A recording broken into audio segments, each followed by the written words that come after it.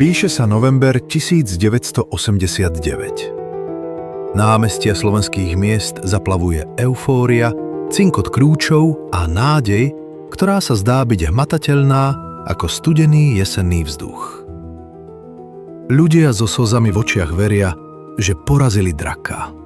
Totalitný režim, ktorý 40 rokov dusil každú slobodnú myšlienku.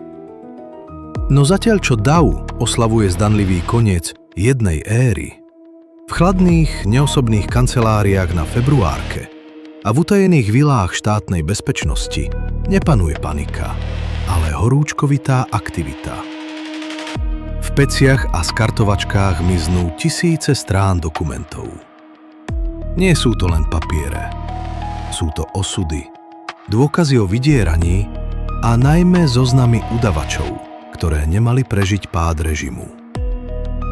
Generál Alois Lorenz, posledný šéf komunistickej tajnej polície, v týchto dňoch neorganizuje kapituláciu, ale strategický ústup do tieňa.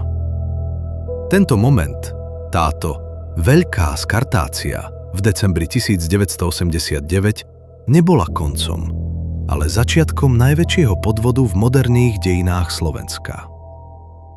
Občan, ktorý vtedy stál na námestí, netušil, že moc sa nepresúva do rúk ľudu, ale sa transformuje do nových, neviditeľných foriem.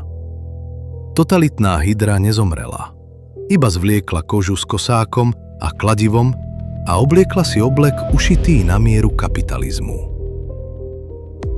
Toto je smutný príbeh o tom, ako sa vysokí komunistickí funkcionári a agenti EŠTB stali kapitánmi štátnej moci, justície a priemyslu.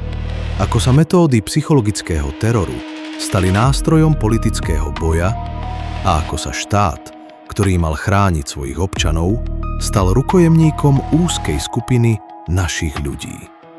Stav, ktorý trvá dodnes.